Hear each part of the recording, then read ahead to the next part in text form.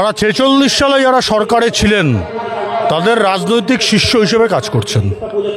এখন যিনি রাজ্যের মুখ্যমন্ত্রী, ৪৬ সালে যিনি বাংলার প্রিমিয়ার ছিলেন তার রাজনৈতিক শিষ্যা। এনাকে যত ক্ষমতায় রাখবেন বাংলায় দুর্গাপুজো বন্ধ হতে থাকবে। আমি মনে করি যে পশ্চিমবঙ্গের হিন্দুদের অবস্থা আরও সংকটজনক হতে চলেছে।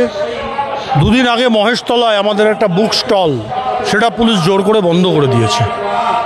মুসলিম লীগের শাসন চলছে পাকিস্তানে না স্বাধীন ভারতে অন্য কোনো দলের শাসন চলছে বোঝা যাচ্ছে না।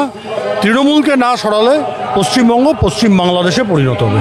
কিন্তু মহেশতলার ওসি করেছে, মহেশতলার ওসিকে কোথায় পাঠাতে হয়, তাকে কি করতে হয় সেটা আমাদের কর্মীরা জানে, সেটা প্রয়োজন অনুসারে ব্যবস্থা হবে। স্বাভাবিক আছে, মুসলমানরা যারা পাকিস্তানে থাকে তারা মার খাচ্ছে, আর সেটা দেখে এখানে যারা তৃণমূল করে সেই মুসলমানরা ক্ষিপ্ত হয়ে গেছে। তৃণমূলকে তারা ভোট দেবে না বলছে, ওটাকে বন্ধ করতে হবে। তার জন্য এই নাটকটা করছেন তারা। এই সব অসভ্যতা পুলিশ করছে সারা পশ্চিমবঙ্গ জুড়ে। এই মুসলিম লীগের শাসন ব্যবস্থা আবার কায়েম হয়েছে, বকলমে কায়েম হয়েছে। এটা বন্ধ না হলে পশ্চিমবঙ্গ পশ্চিম বাংলাদেশে পরিণত হবে। নবমীর দিনও বৃষ্টি হচ্ছে, সারা কলকাতা ডুবে যাচ্ছে। এ ধরনের কাণ্ড কারখানা যত করবেন বাংলায় তত বেশি ঘোর অনাচার নেমে আসবে। তিনি সুস্থ থাকুন, মানসিকভাবে সুস্থ থাকুন, আর শুভবুদ্ধির উদয় হোক। পুলিশি বাধার কারণটা কি ঠিক বোঝা যাচ্ছে না।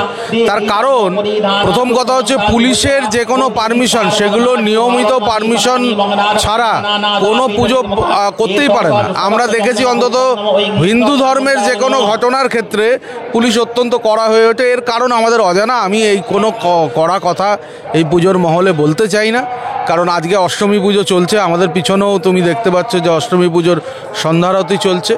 আমি আজকে কোনো রাজনৈতিক কথা বলবো না, শুধু বারবার মায়ের কাছে আবেদন জানাবো, মা আমাদের মুখ্যমন্ত্রী সহ প্রশাসনের সুমতি ফিরিয়ে দাও। আর জনগণের কাছে আবেদন জানাবো, আপনারা ভালো করে দেখুন কার হাতে সরকার, কাদের হাতে সরকার চলছে। মমতা বন্দ্যোপাধ্যায়ের যে স্বাভাবিক বুদ্ধিবৃত্তি, এগুলোকে নিয়ে প্রশ্ন হয়ে যায়।